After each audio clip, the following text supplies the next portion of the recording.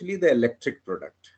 Ultimately, I mean, for an end user, it does two things. It saves you, I mean, some cost in terms of the energy consumption. Second, equally important is that the standards gives due value to the safety aspect of an electrical instrument. And that the end user, who is always not very conversant with the electrical functioning of the product, and I mean how to handle it properly, but by going by the labeling, by the standards, he gets some kind of assurance that yes, he can handle it easily, safely. So I mean, ultimately the object of standards and labeling is protection of human health, of the person engaged in the using end user health, or end users, you can overall well-being. That's the way. And his it economically also it is helpful, because it ultimately the energy efficiency means the less cost to the user on a daily or monthly basis. So the selection is really good, and I congratulate them for taking up this. And it's important from too many aspects are important, and not just the safety of that instrument. We will come to that, and we have experts, a wonderful panel of experts here, who are will certainly go much deeper into the subject than I can do, perhaps. And let me also inform the participant that we in India are very lucky to have a very well established institution for standards and labeling purpose. Our national standards body, Bureau of Indian Standards, is I mean, it's well, I mean, was set up somewhere in the 50s or 60s. I exactly do not know. Earlier known as Indian Standards Institutes. Now it is known as Bureau of Energy, sorry, Bureau of Indian Standards.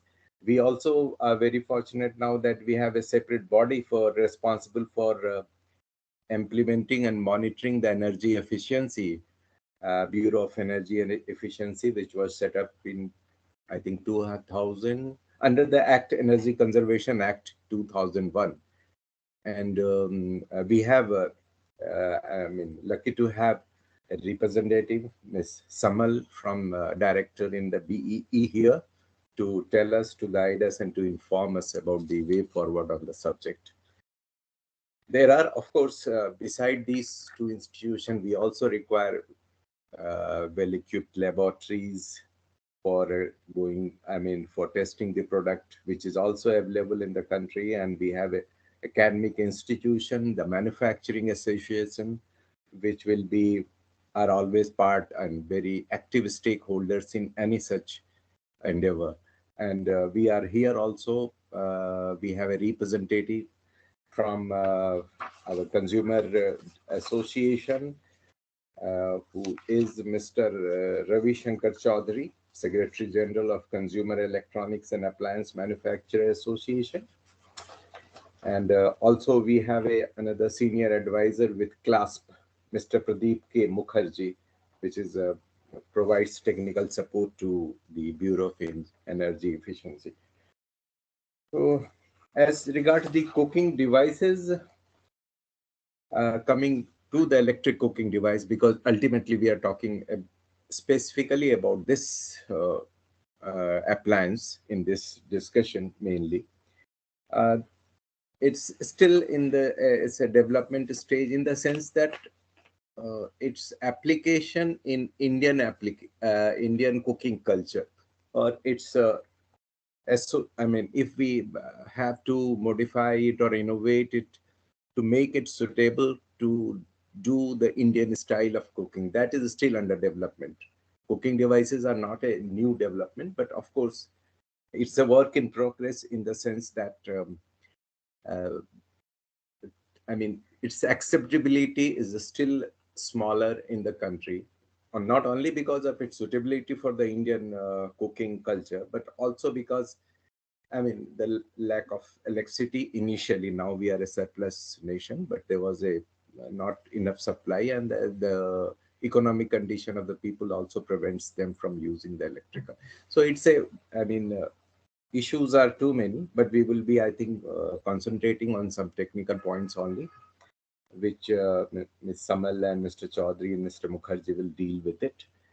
And Yeah, there are other aspects which I would just like to mention. A couple of things is the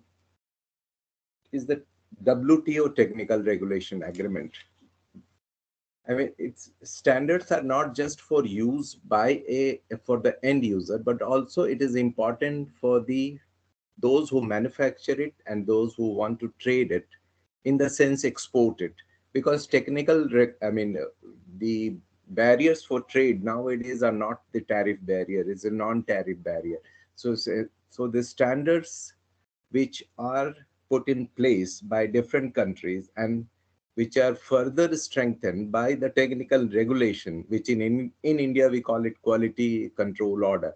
Now, that is something which we have to comply with to sell or export a product to another country. We have to match with their standards. So, if we want to develop this country, India, as a global manufacturing hub for manufacturing of electric cooking devices, then we have to uh, be acceptable to the international community, to the many countries also. So development of standards, matching it with these international standards also become an issue. So awareness, the education about it is very important. And since we are in the process of development of this industry in India, and we have been, we are with, the Finovista is engaged in it. So we have to take care of those things also. And their participation is no less important. I think I have already taken times allotted to me. I don't think uh, there is much I can talk about it. No, I'm not an expert on the subject. I'm a peripheral, you can say, the expert on the subject. But of course, we are very fortunate to have. So, shall I first invite, before we go to the experts? Yes, we have Dr. Nick Rasow, who is a well-known name in this arena, and we have been and well-known face also in our talk series. He has been there supporting it and guiding us all the way. So can I invite Dr. Nisha South for his views and opinion and guidance on the subject?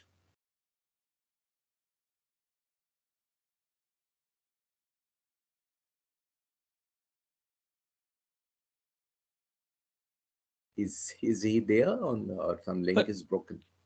Nick, you can able to hear, or you're on mute.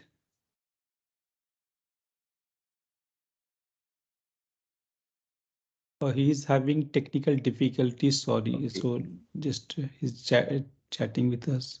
Okay, okay. We can join.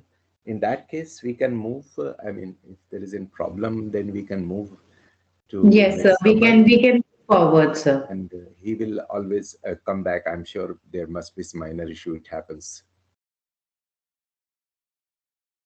Or Nick may try to exit and then re-log in.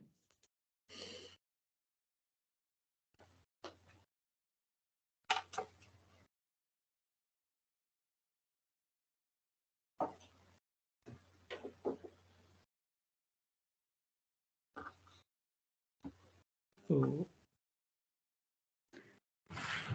So I think we can move forward. Yeah. We will take next views in the Yeah. forthcoming. Yeah. So, so in that scenario, the next speaker or the panelist is Srimati Pravatnalini Samal, who is a director in Bureau of Energy Efficiency and has around 17 years of experience in energy management and policies. She has been associated with several activities being taken under the Energy Conservation Act, and particularly under the National Mission for Enhanced Energy Efficiency. So I invite and welcome Ms. Samal and request her to give her guidance to take this our endeavor forward. Thank you. Welcome. Good afternoon, everyone. Am I audible to everyone? Yeah, you are audible. Yes, ma'am, you're audible. So, first of all, thank you so much, Finovista, for inviting me to share our experience in electric cooking system and what is the progress in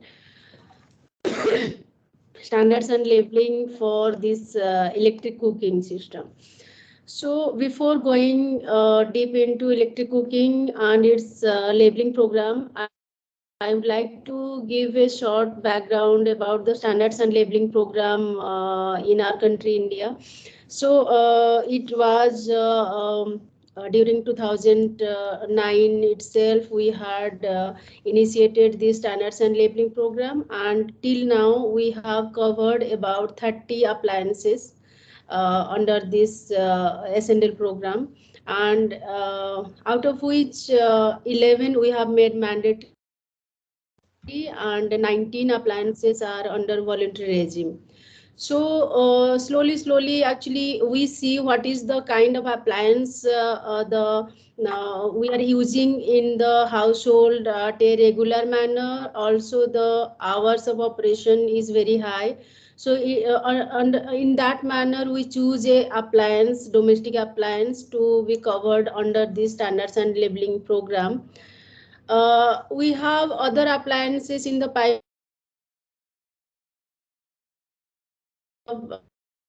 standards and labeling program is under finalization stage, I can say. So before giving the various parameters, what is the scenario on we have fixed under the standards and labeling program for this electric cooking, I would like to give some background about this clean cooking system. As we know, there are various clean cooking system we are using right now in our country, like pressure cookers, then hot plate, rice cooker, and the most versatile one is the induction stoves. So why we are talking only on induction stoves, like why be chosen induction stove? Because this is a wider, it is widely used in our country as a replacement for LPG and biomass stoves. So various benefits we already know. This is energy efficient in comparison to the LPG stoves and other stoves. It is very safe. Then less pollution, and this is also another major aspect of this clean cooking. And precisely, we can also control the temperature of this induction hob or electric cooking system. And comfort and uniform heating aspect is also there. We cannot ignore that unlikely LPG and other biomass, other cooking system, this uniform heating system is also another important aspect in our this induction hob system. So to initiate the standards and labeling program for this induction hob, we had carried out one study at B level, and what we saw that during 2018-19, the population of the induction hob was approximately about 4 million units. And if we see the growth of this induction hob about 10% CAGR, so it will be growing at the rate of 10% CAGR.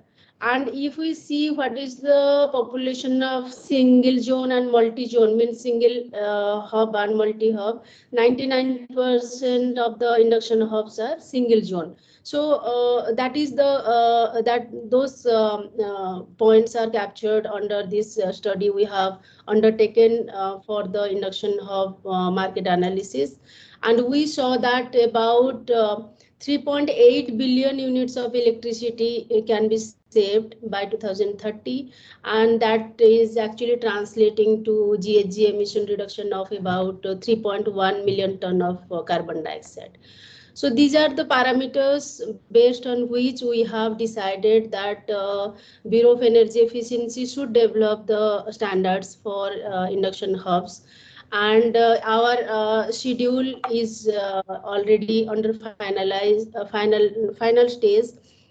We had also sent the proposal to Ministry of Power for giving us NOC to launch this program. However, that time this schedule was as per this IEC 62301, and that time BIS standard was not published. Therefore, Ministry of Power had suggested us that this program should be as per in accordance with BIS standard. So they had advised us to wait for some time, and the standard should be revised as per BIS standard for induction hub.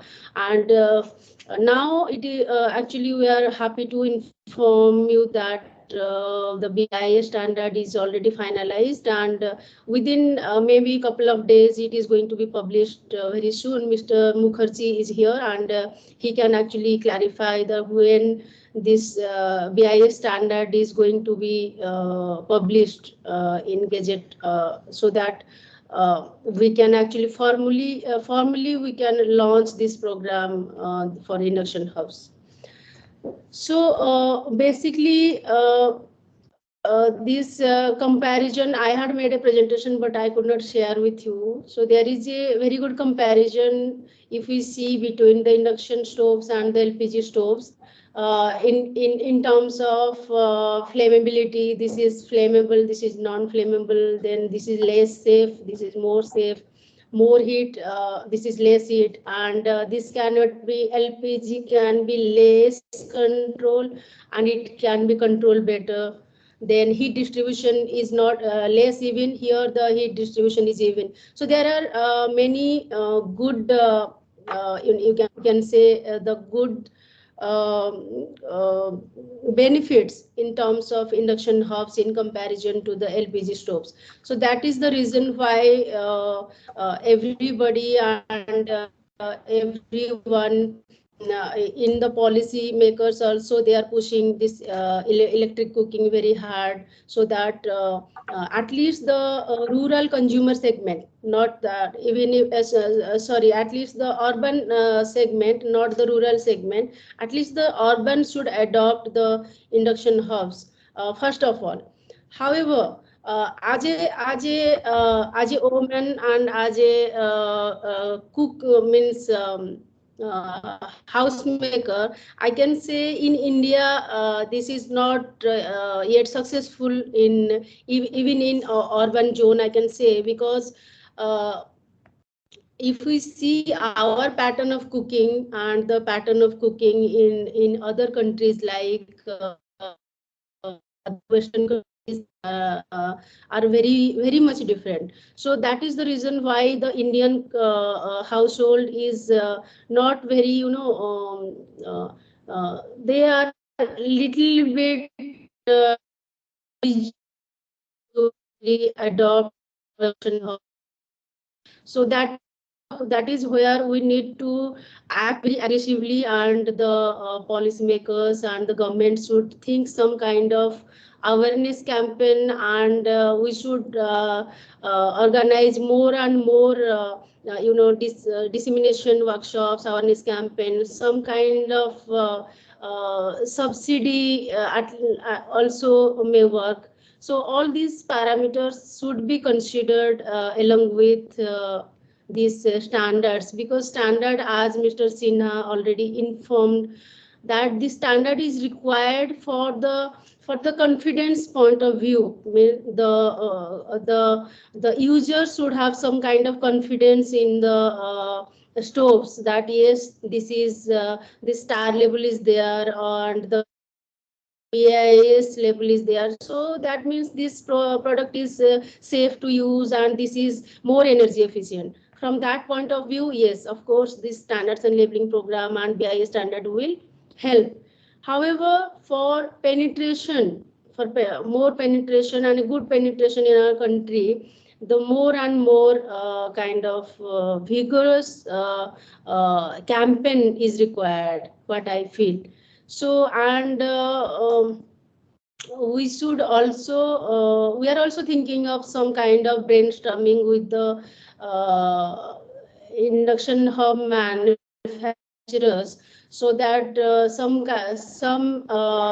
suggestions and some modifications those are in our mind, that we will suggest the manufacturers, so that in the near future those modifications can be integrated for better adoption in our kitchen.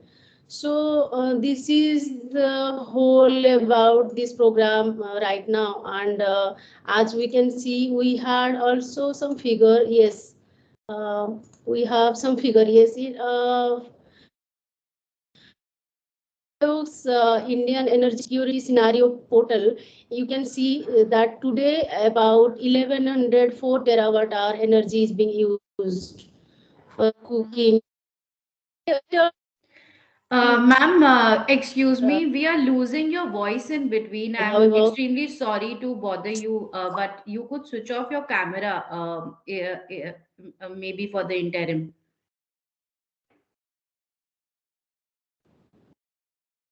okay. Thank you, ma'am. Thank you. Yeah. Am I audible now? Yes, ma'am. Perfectly, ma'am. Hear me now? Okay. So, my last point was that as per Niti Aayog's portal, now we are using about 1100 terawatt hour energy in cooking system, and this can be lowered as much as 410 to 600 terawatt hour by 2047 by introducing this kind of clean cooking in our country. So this was the data reported in Niti Aayog. So all of us, BIS, should publish the document as soon as possible. Another aspect is also the QCO also should be include this induction hub system as quickly as possible, and B also should come up with this standards and labeling program at the earliest. So these are the three major, I can say, the major activities that should be carried out at the earliest, so that the clean cooking system, or at least the induction hub, that is the major part of clean cooking system, can be taken up in our country.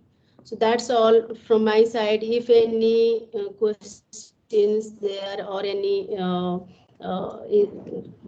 questions in your mind, you can put up. Thank you so much. Thank you, Ms. Samal. Thank you very much for updating us about the various activities being undertaken by Bureau of Energy Efficiency and Ministry of Power for promotion of electric cooking, their devices, standards. And I mean, we are happy to know that, as you informed us, that the standard for induction hub has been finalized, though not published, but shortly to be published. So that's a very important development, and we would certainly be, I mean, this entire campaign would be benefited by it. And your program will also have to be revised according to the standards developed by BIS. I was not aware of it, so thank you very much for this information. And as regards the induction hubs, of course, it from technical angle also, it requires development to suit the Indian dishes or Indian cuisine, because some of them are, I mean, at least in my knowledge, says that it can't be made, prepared on the induction hub, as that is what we feel. Maybe it's our mental block, I don't know, but that is what. Anyway, so thank you once again, Ms. Samal. And shall we move now to Dr. Nick is in the net connected, or we can move to the next speaker and Dr. Nick can join later. So I can speak now if that's convenient. Oh, yeah. Great to hear your voice, Dr. Nick. Thank you. Dr. Nick Sorry is a about well-known that. name in the field of, promotion of electric cooking, or rather clean cooking. And he has been active. He's been active in this field and guiding us right through, sitting in UK, but always be there in time and with intentioned advice. So the mic is to you. Hand over to you too. Thank you. Apologies for messing you around and the speakers the confusion.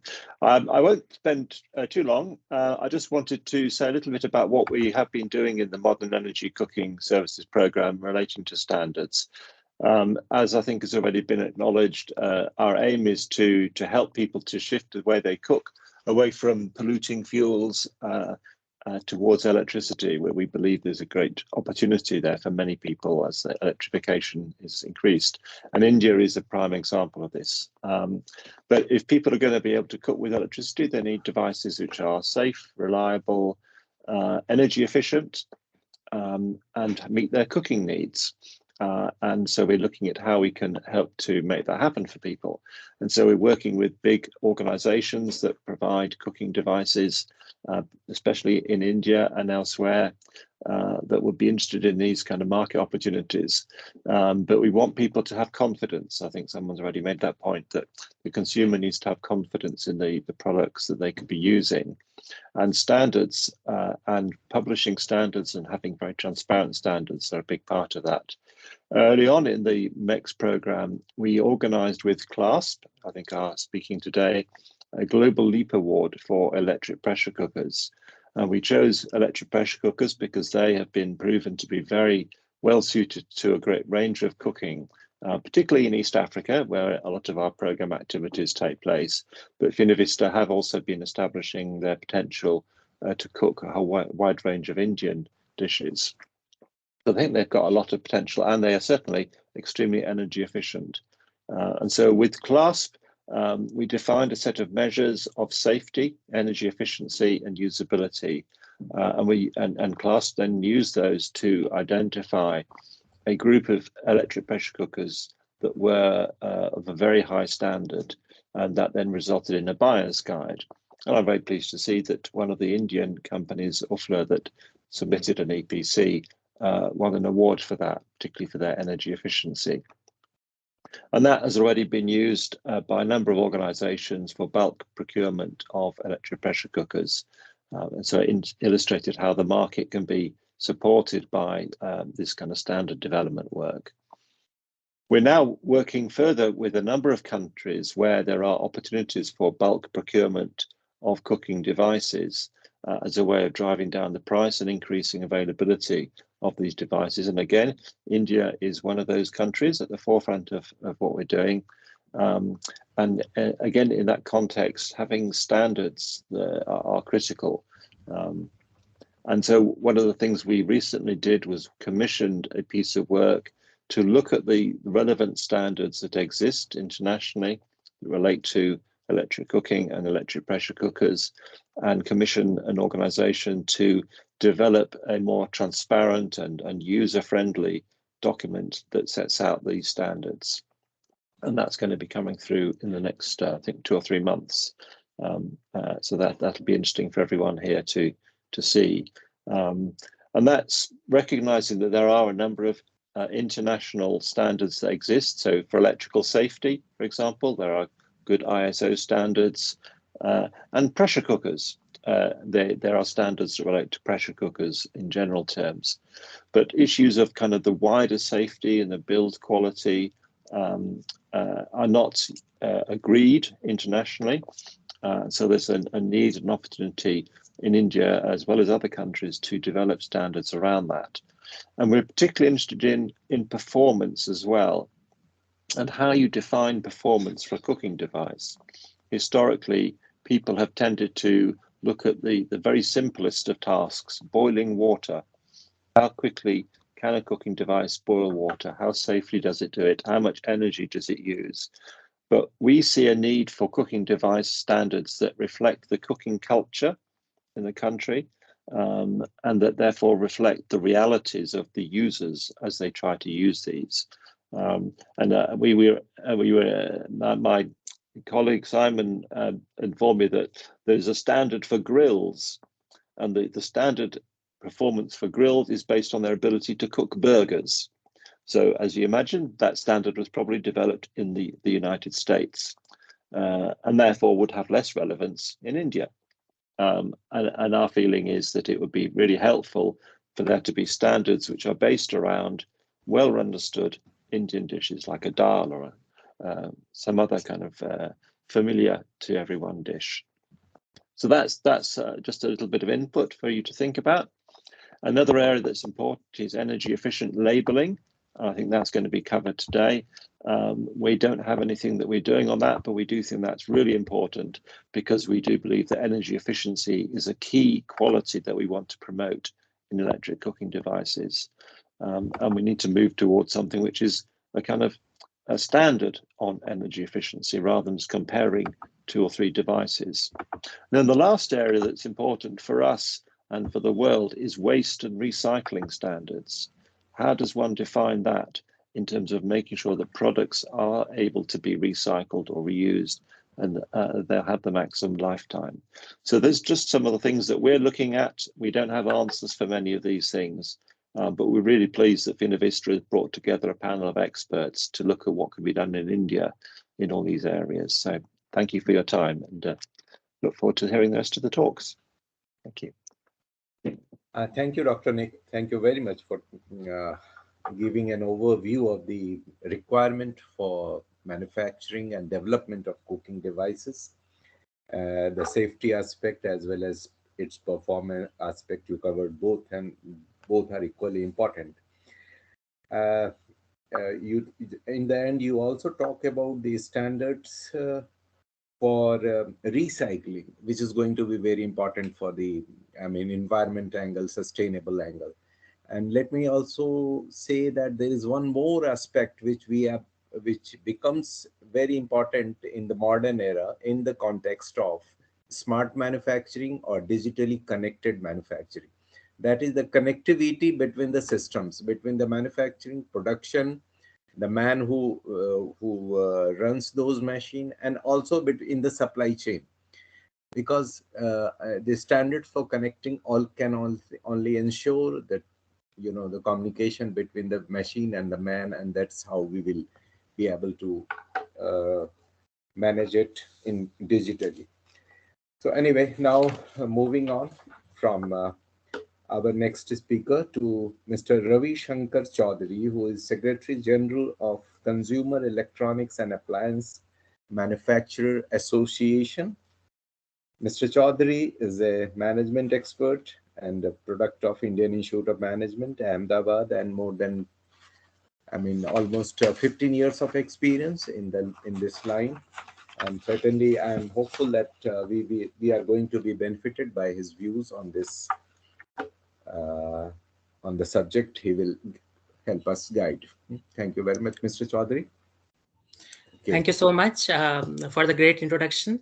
And it's my privilege, my honor to listening to the wonderful speakers so far and sharing my thoughts to the great audience today.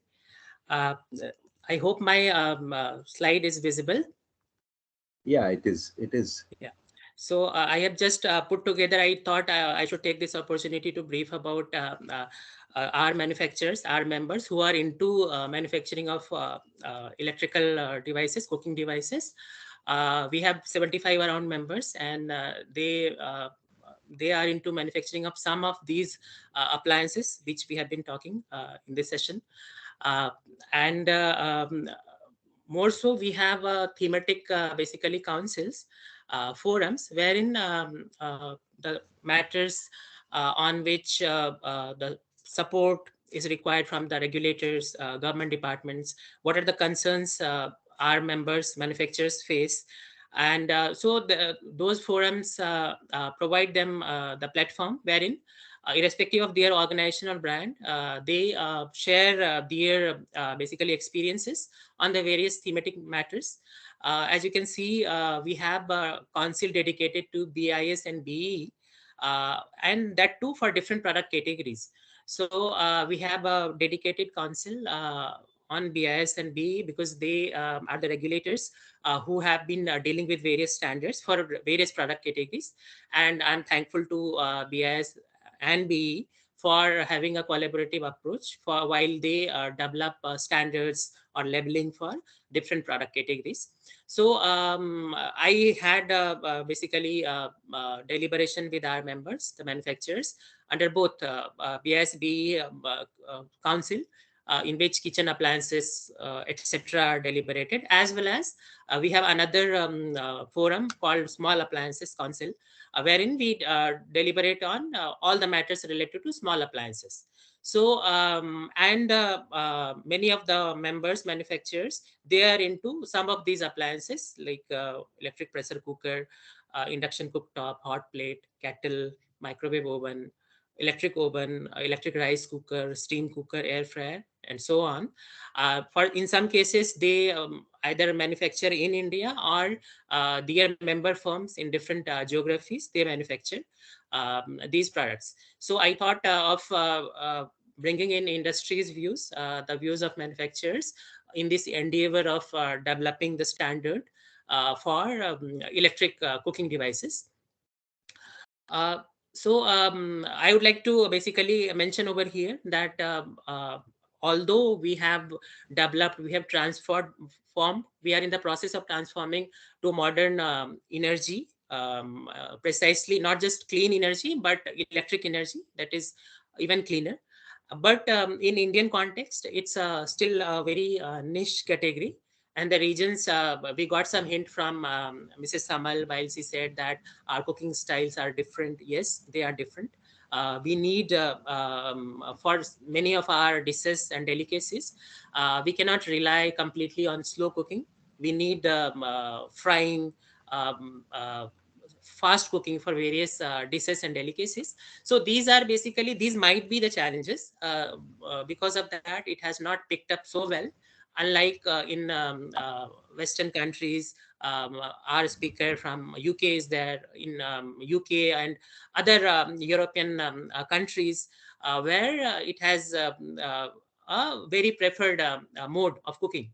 So some statistics which I learned, that even say 2 billion people have access to electricity, but they do not use basically electric cooking devices. They use biomass, or say LPG, or other gas-based, biomass-based fuel. So we, as the industry, as consumers, we are first a consumer, and then we have, all of us are consumers here, and we have additional responsibilities as manufacturer, regulator, policymakers, etc. So we have to basically introspect why it hasn't picked so well, and if we want to enhance its uses, what can be done. Because while we develop the standards and table, etc., scalability is very much critical with respect to, because all those compliances require some investment, some cost elements for manufacturers to adhere to. So scalability is very critical. And once we have identified the merits of say electric cooking devices, we need to propagate it, we need to disseminate it to the users, so that they get motivated, and in turn the manufacturers get the desired level of scale to produce them, to follow the energy program, etc., which they have been doing for various other products, appliances. So this is a key takeaway, that say India actually got electrification to the, say, we can say complete electrification, 99.99% in 2018. However, electric cooking devices are not so common in Indian households, and the reasons might be many, because these cooking devices may need a continuous supply of electricity. That might be a challenge, especially in semi-urban and rural areas. The electricity is there, but the level of electricity is required, that might not be there, that might not be ensured. So all these reasons might be discouraging the consumers to use them. However, we should try finding the silver lining in the cloud. So if we see the burning challenges, not just for India, but for the entire globe, the climate change and greenhouse effect, etc. So if we basically look at the key parameters, first the energy efficiency, as well as shortage of electricity, power, and any source of energy, basically energy crisis. So with respect to efficiency, if we compare conventional gas stove, LPG stove, and electric stoves and induction stoves, so we can see the huge difference in electrical appliances vis-a-vis gas stoves. So for 40% efficiency that comes from gas stove, it's in the tune of 74 for electric stoves and 84% for induction stoves. So this is, I think, is the key differentiator, not for only say consumers, but for the society to opt to adopt induction stove or electric cooking devices for their small step towards making the environment clean and green, to save power. And also, if we see cost wise, that is also a key differentiator or key deciding factors. So if we see the amount or the cost involved in heating 10 liter of water, so if we consider unsubsidized LPG cylinder, it comes to 10.8 rupees around. And for electric stove or induction stoves, it's a little higher than 5 rupees per 10 liter of water.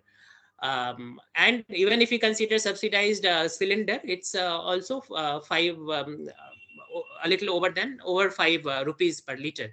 So Mr. Ravi, sorry to interrupt you, but your yes, slides are not moving. I don't know. okay. The slide, Uh, we can just see the first slide, which is the introduction slides with the title and just, your just a logo. moment, I will Yeah. just check.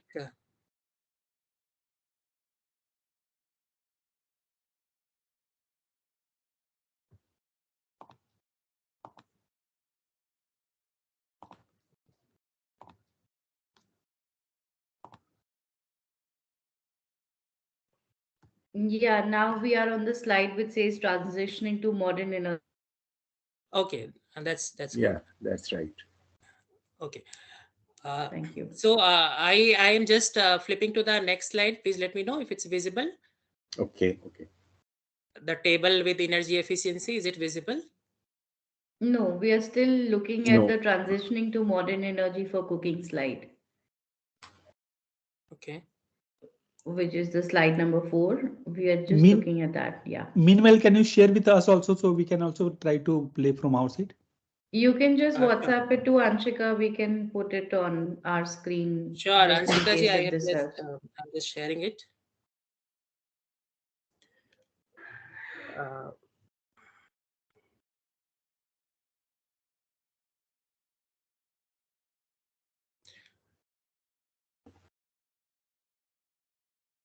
Hope you received it. Yeah, I have sent it over WhatsApp. So meanwhile, if it gets uploaded, what I was mentioning, that for energy efficiency, the of course the electric stove and induction stove, they have very differentiating percentage, that is in the tune of 74% and 84% respectively, compared to the efficiency of gas stove, that is 40%. While we consider on the cost, basically financial part, there as well, for unsubsidized cylinder, it comes to 10.8 rupees per 10 liter. This is based on the study, scientific study conducted. And for electric stove or induction stove, it's in the tune of 5 rupees per 10 liter. So here also there is a huge difference. There is a cost saving while using electric stove or induction stove, although there is the initial investments are quite high, but over the time, if we see the operating cost and all, there it has a differentiating edge, right? Ansika ji, please let me know if you have received it and you are trying to upload it. I have already shared the screen also. Okay. You may please stop sharing your screen, only then Anshika's screen will be visible. Yeah. Okay.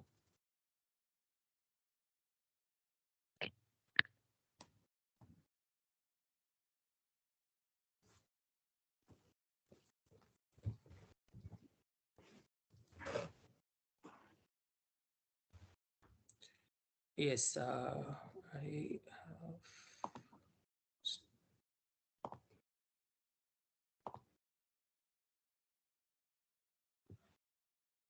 have. You try uploading it. Just give me a second, sir.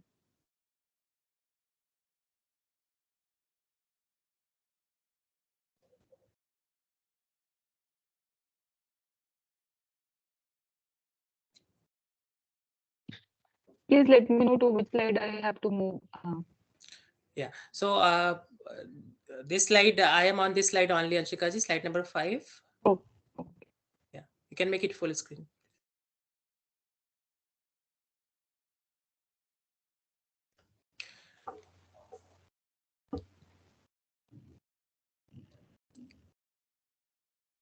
Right. Oh, yeah, perfect, Anshika. Thank you. Yeah. So see the stats, the key stats for with respect to energy efficiency, as well as cost of heating.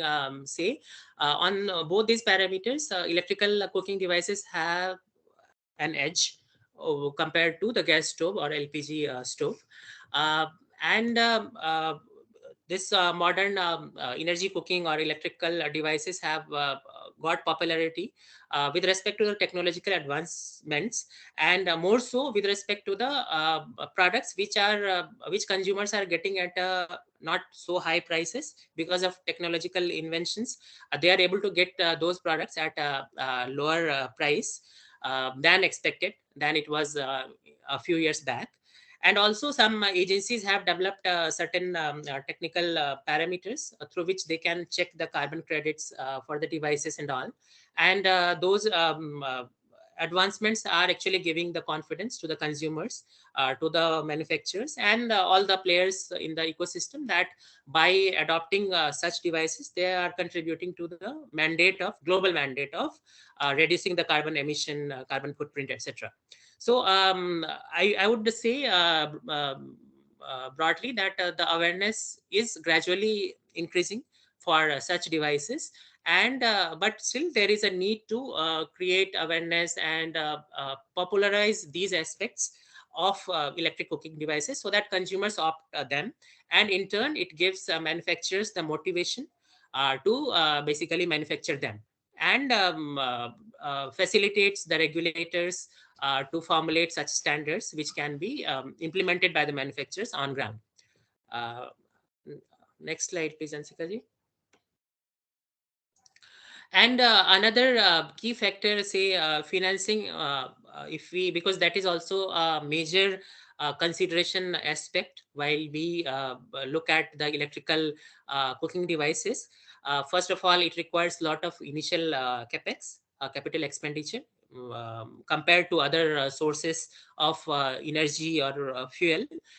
Say if you compare it with LPG or some other prevalent fuel, it's too high. And also the infrastructural costs are, in fact, infrastructural development are required towards ensuring transmission of electrical distribution channel. So on those fronts, it is a lot of structural policy interventions are required to ensure that these devices are adopted by consumers, specifically in semi-urban areas and rural areas where majority of population live. Okay, even if we say discard the metro cities, we cannot ensure that such type of electricity will be available to consumers in India, in the Indian context. So those are something which the government, the entire machinery has to think of before developing, say, implementing the standards, because again, scalability is the key for manufacturers to implement such stable and programs. And I'm sure, as usual, BIS, the regulators, they would be collaborating with our members, with the manufacturers, and understand the challenges with respect to, say, scalability or adhering or starting with the energy table, etc. And I would like to give the confidence to the audience, to all of you, that our members were delighted while I shared the idea that BE is in the process of developing programs. And also I had the chat with Vimalji, and I said that our members would be glad participating in the exercise. So in principle, they all are basically quite well with these programs for various appliances products. They have been trying to implement them on ground. However, the concerns are required to be addressed time to time. So these are basically the various phases of the financing per se this electrical cooking. So at different stages, different kind of financial supports are there, and this is observed for this product as well. But government has a key role to play with respect to ensuring the infrastructure for electric cooking as well as electricity distribution. Next slide, please.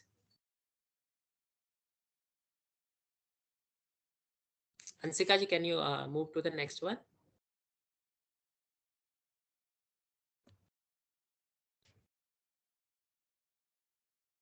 No.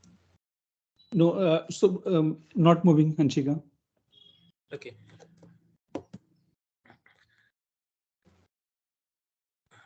No problem. The next one is basically the recommendations.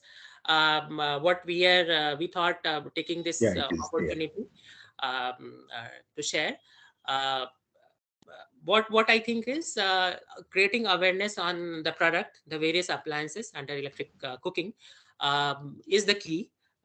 It has to be demand driven for like any other product in the market. So once the demand enhances for such products, it will impact in a positive way all the players in the value chain. The manufacturers, even the regulators, in smoothly getting them implemented.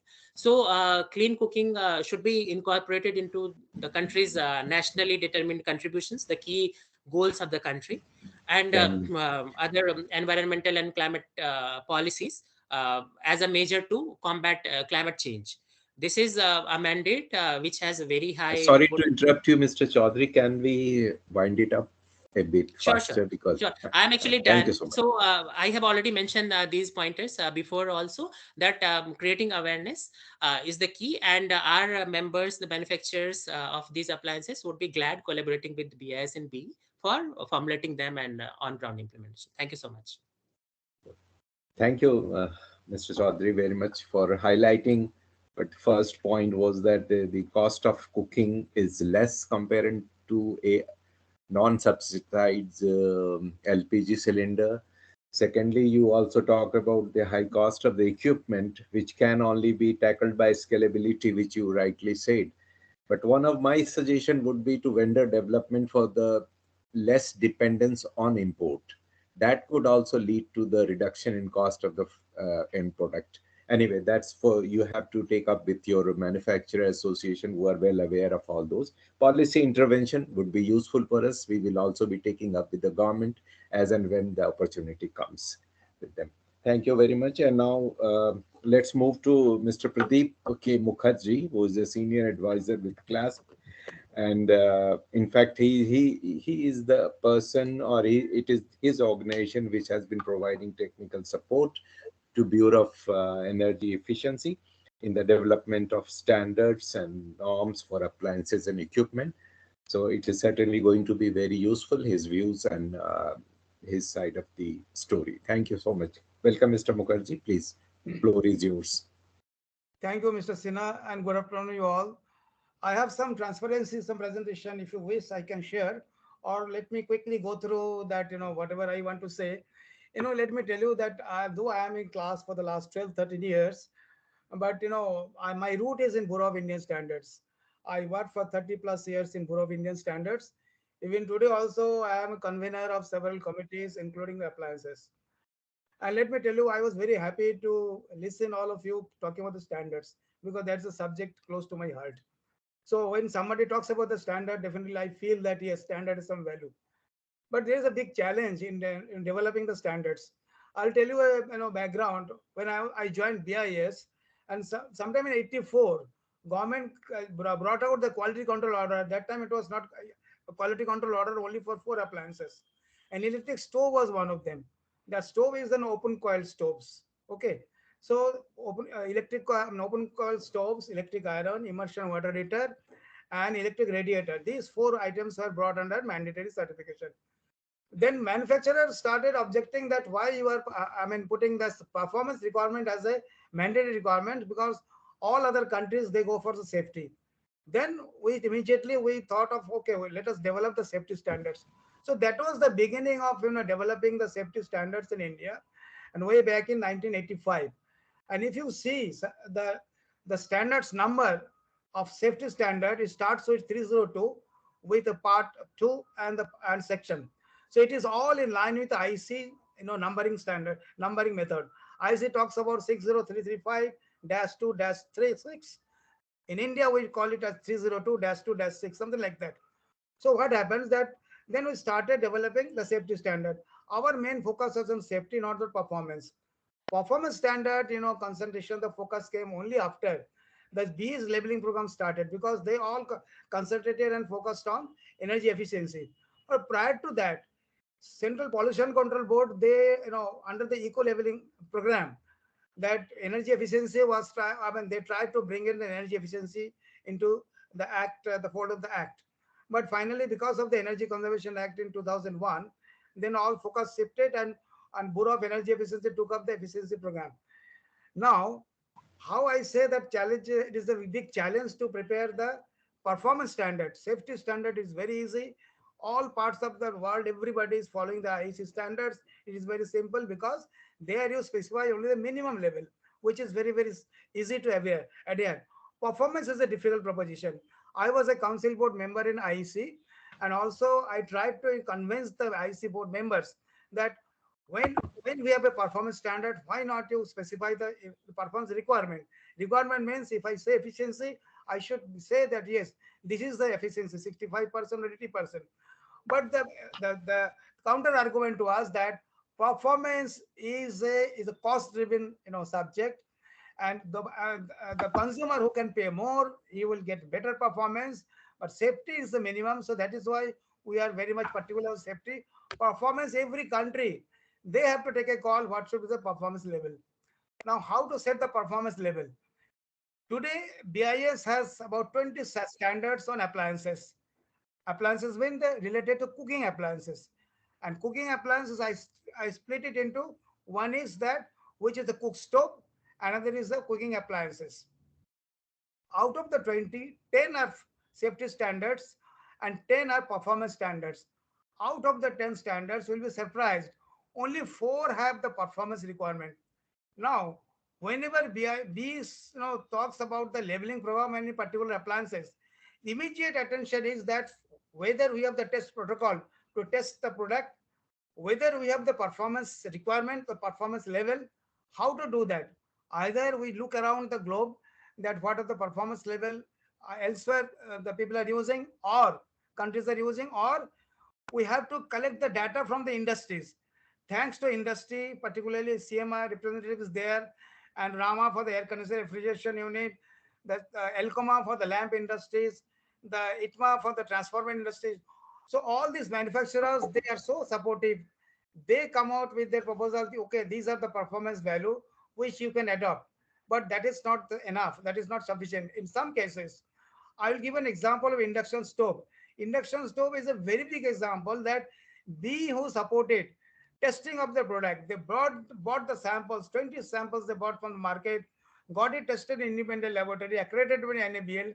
After collecting of the samples, data of 20 samples, then B came to a conclusion in consultation with the B's technical committee members. Yeah, this is the performance value. It should be minimum, and that is how the energy efficiency level of induction stoves B is going to launch sooner or later. Now coming to the BIS. So BE always goes by the national standards. BE will go for the labeling program only when there is a BIS standard. Only in exceptional cases, BE goes by ISO IC standard. So in this case, see when this Energy Conservation Act was, that it was passed to the parliament, I was very much involved in that in 1996. And there was a standing instruction by the Parliamentary Standing Committee that both BIS and BE should work in tandem. So the tandem, this is a good example of tandem, that BE developed the performance level which was translated and which was put in the BIS standard. Now, Madam Pravati she was telling about that BIS standards in induction stoves is going to be introduced very soon. The performance level are based on whatever the BE technical committee decided based on the actual testing. So performance, level decision, putting it in the standard is a big challenge. Either you have to bring the manufacturing to confidence. They should be very transparent in sharing their data. We should have some data from the other countries or through some independent testing in an independent lab. So it is really a great challenge that to develop a performance standards, particularly to provide the performance level, because we cannot over standardize a standard just for the simple reason that we have to put some performance requirement. First of all, affordability aspect should be there, component availability should be there, manufacturing technique, manufacturing competence should be there. So all these things put together, only you can develop a standard so that it satisfies the consumer needs, it satisfies the manufacturer also, they can manufacture it also it is affordable. So these are some of the crux of the standards development process. I thought that let me share with you. And not only that induction of, I think all of you must be knowing that B has a leveling program for micro oven also.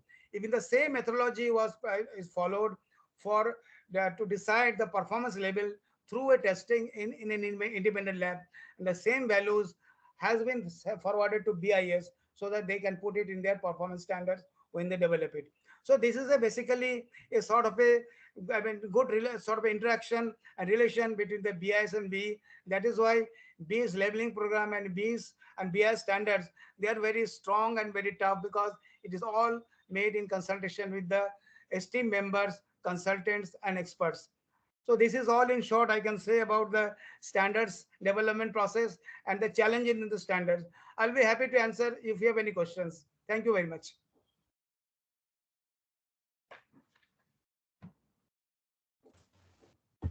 Thank you, Mr. Mukherjee.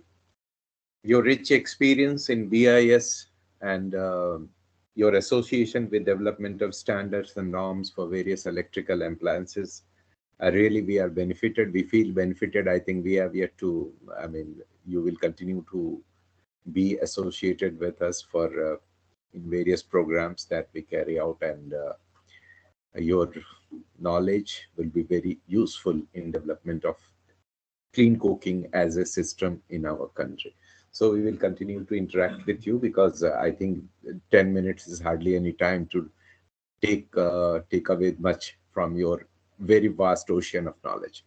Anyway, now Mr. Mukherjee was the last speaker in this, and I don't think there is any question. If there is any question from the audience or participant, we can address them. We can request the experts to address them. So if any question, please raise your hand. We will unmute and unmute you to, and you can guide a person you want to ask.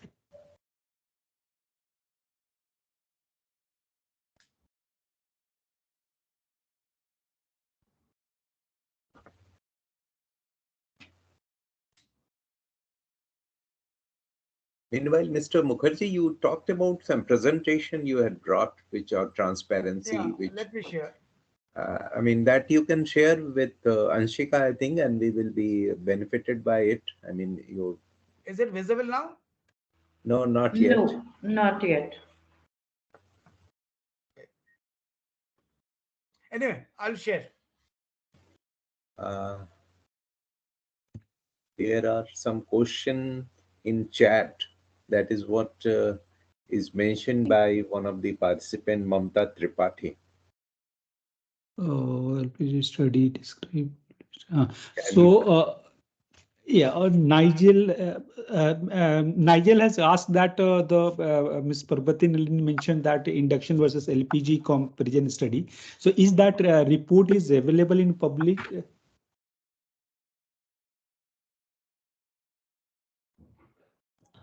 I can't say, but there was some comparison, and in my slide, when I share, that will give you some sort of a rough idea about the operating price variation and what is the efficiency level variation and also the cost aspects also.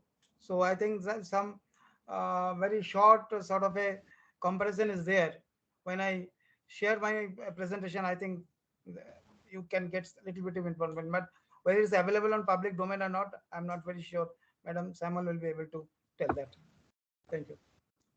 Sir, that report is not available publicly, so not yet, sir. But I have And seen some report about the US testing done on these on boiling water, which are available at the net. I mean, you can search for it. and Comparison. even at the we at the Mix in India has developed the e-cookbook, which we compare the cost of various fuels. So we can also share the link of that report. This can give the glimpse of the cost differences. Definitely, there is the evidence that electric cooking is cheaper. Even sometime with the subsidized LPG also, we can share the report, which is published now. Yeah. And I could see a question in the chat box similar to the one which we just discussed, that why does the more efficient induction stove cost more to heat the water? Do the cost calculations here include the capital cost of the stove in some way? Actually, these are just the operating cost, not the capex has not been included. And as Mr. Mukherjee mentioned, that cost for electrical devices, induction cooker is lower than LPG, as that's the same thing I had also shown, that if we consider unsubsidized, it's clearly much lesser. Even if we consider subsidized cylinder, that is almost half of unsubsidized one. It's more or less similar, or as Mr. Mukherjee is saying, even for subsidized one, the electrical induction stove, etc., are cheaper. So that's a great insight that will, I think, further help people to use them. Yeah, we had noticed that about 10 rupees for per 10 liter of water was a cost for in the LPG. If it is non-subsidized, it is almost same if it is subsidized as far as induction is concerned. I mean, it is comparable. So that's a very good information, and I think there is no more questions here. So thank you very much once again to the participant, Mr. Mukherjee, Mr. Chaudhary, and Ms. Samal, and Dr. Nick Resau. I hope he is connected even now. So, I mean, it has been really a wonderful discussion and interaction on the subject. And because of your experience, we feel benefited. We will certainly be going forward on our, the mission of clean cooking, which we have taken up. And we will be interacting more with all of you as we move ahead, and the new challenges which Mr. Mukherjee finally talked about. Challenges, identifying the challenges is equally important before we start solving it or addressing it. So we are still in the process of identifying the challenges and at the same time addressing the challenges which have already been identified. So it's a work in progress and definitely moving on track. So let's hope for a more interaction and more positive movement on this. So with these remarks, anything else, Vimal, you would like to say before we wind up? No, so not as specific, but just want to highlight that this talk series is the monthly talk series. We have already completed 12 module of phase 1. Now we have already entered into phase 2, which is another 12 module, and we are talking various topics and all. So and we have created a dedicated page for that. In this, we are talking about uses of the electric different aspects. So kindly see there is the there is some past recording are available talking about the future talk series you are going to do. So please feel free for that. And then if I may talk about that next 2 talk series. The next talk series is scheduled on 17th of January on the development of component and local supply chain ecosystem for Indian device manufacturer. This is the another aspects where we are actually positioning India as the device manufacturing hub. So this can be the continuation of the today's session. Then the next is scheduled on 16th of February, which is electric cooking device requirement to solve Indian specific cooking challenges. There was some chat also available that chapati making is not possible and all, and that's why penetration is slow. So we will be possibly talking about those kind of Indian food challenges, how actually we can solve. So these are the 2 talk series lined up related to the manufacturing of the devices. And we are happy that Mr. Ravi has already mentioned that his members are ready to take the challenges. They are ready to bring down the cost, and a lot of innovations can be done. And also, yeah. Great, thank you. Okay, Great, thank you everyone. It's been great. Oh, Dr. Nick, your final word, sir? No, just thank you very much. It's been a very helpful discussion, but it's not an easy topic, standards. I think it's been well set out. Thank you. Right, you rightly said, and thank you very much for being present. Despite some technical problem in your connection, you are back, and we are happy to see you. Have a nice day, Dr. Nick, and to everybody else, Mr. Vimal, Sheetal, Mr. Ravi, Mr. Chaudhary, Mr. Mukherjee, and Ms. Samal, everyone. Thank you so much for being here. Thank you so much, sharing your Thank you. Merry Christmas and Happy New Year. Same to you. So see you next year. See you next year. Thank you. Thank you. Bye.